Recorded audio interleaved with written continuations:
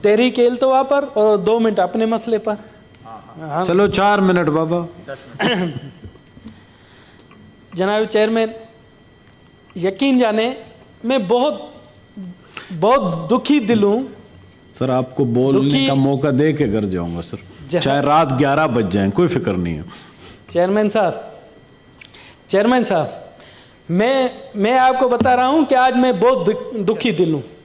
مجھے بہت زیادہ دکھ ہے کیونکہ میں اپنے کولیگز کا، چاہے ٹریزری بینچز ہو چاہے اپوزیشن، جب ان کے دکھڑے سنتا ہوں تو مجھے سخت افسوس ہوتا ہے کہ ہم کس طرف جا رہے ہیں.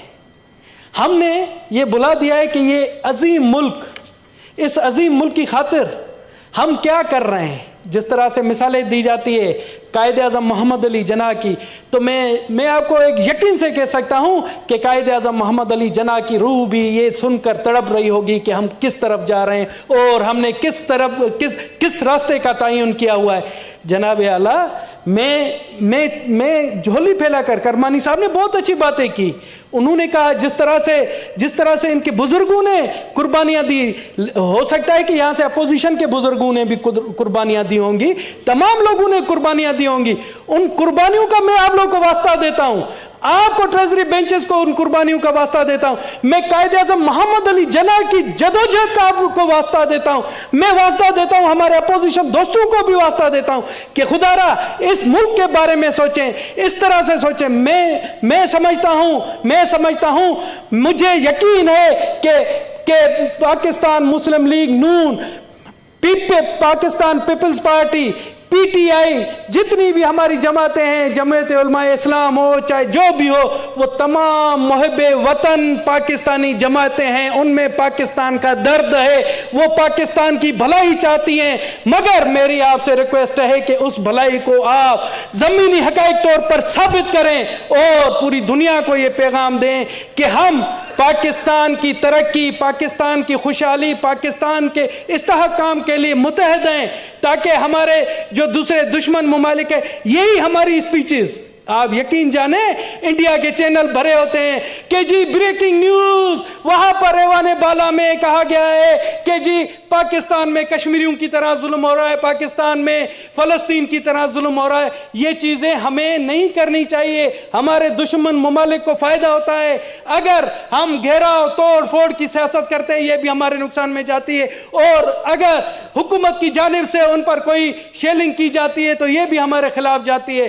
تو جناب اعلیٰ، میں آپ سے یہ ریکویسٹ کرتا ہوں کہ خدا را اس ملک کے، اور میں ان ارباب اختیار جن کے پاس جو ہیں، جو انویزیبل قوتیں ہیں، ان سے بھی میں اپیل کرتا ہوں کہ خدا را اس ملک کے بھلائی کے لیے وہ آگے آئیں. اور میں جناب سب سے بڑھ کر آپ سے کہتا ہوں، آپ نے ہمیشہ اس انداز سے، جس انداز سے آپ نے ایوان چلایا ہے، میں کہتا ہوں کہ آپ آئیں، تمام پارٹیوں کے بیچ میں ایک صلح نامہ کرائیں، ایک ان کے درمیان میں جو ہمارے مشترکہ باتیں ہیں، کچھ ان کی باتیں مانیں، کچھ اپنی باتیں وہ منوائیں، تاکہ پاکستان کا بھلا ہو. ہماری اکانومی اب اس حالت میں ہے، آپ دیکھیں کہ ڈالر کہاں جا رہا ہے، مہنگائی کا کیا حشر ہے. عام لوگ جو ہے نا، جو نانے شبینہ کے لیے محتاج ہیں، ہمیں ان کا سوچنا ہے جناب. ہمیں اپنے ملک کا، پاکستان کا سوچنا ہے. ہمیں اپنی جو ایگو کو ایک طرف رکھنا ہے، چاہے وہ حکومت کی جانب سے ہو چاہے وہ اپوزیشن کی جانب سے ہو. ہم نے ایک پوائنٹ پر آ کر متحد ہو کر سوچنا ہے، وہ پوائنٹ ہے پاکستان کا استحکام، پاکستان کی معاشی حالت کے بارے میں. اور میں کہتا ہوں، میں آپ لوگ سے ہاتھ جوڑ کر حکومت سے کہتا ہوں کہ حکومت وقت برداشت کا مادہ کرے. حکومت وقت اگر یہ اپوزیشن میں ہیں تو ان کے لیے کوئی اس طرح سے لائے، بیٹھیں، مذاکرات کریں اور مذاکرات کو نہ بند کریں. جس طرح سے بزنجو صاحب نے کہا کہ ہر مسئلے کا حل ٹیبل ٹاکس ہوتا ہے، اور آخر یہ لڑائی جھگڑے ہوں گے، آخری بات یہاں تک آئے گی کہ ٹیبل ٹاکس پر ہی مسئلے حل ہوں گے. میں کہتا ہوں کہ اگر آپ کہتے ہیں کہ جی 5 سال کی مدت جو ہے بہت زیادہ ہے، تو آپ آئیں، قانون سازی کریں، اسے 4 سال کی مدت کر دیں، قانون سازی کے تھرو آپ اس کو کریں. اور میں جناب اعلیٰ ایک اہم مسئلے، اب میں اپنے ایک اہم مسئلے کی طرف آنا چاہ رہا ہوں. جناب چیئرمین صاحب، آپ کی توجہ کی درخواست ہے. جناب چیئرمین، توجہ آپ کی طرف مبذول ہے. جی جناب چیئرمین، جی جی یہ آپ کی صحبت کا اثر ہے. جی جی جی نہیں جی جی گزشتہ کچھ عرصے سے سندھ میں اور کے پی کے میں ہمارے اقلیتی برادری پر جو ہمارے کافی لوگوں کو قتل کیا گیا ہے. اب گزشتہ دنوں کے پی کے میں 2 سکھ نوجوانوں کو بڑے بازار میں دن دہاڑے قتل کیا گیا. اس سے پہلے بھی جناب اعلیٰ میں آپ کو بتا دوں یہ جو کنول سنگھ اور رنجیت سنگھ کو پشاور میں مارا گیا, اس سے پہلے ایک فادر ولیم سراج تھے, انہیں قتل کیا گیا. اسی طرح سے حکیم ستنام سنگھ تھے, انہیں بھی پشاور میں قتل کیا گیا.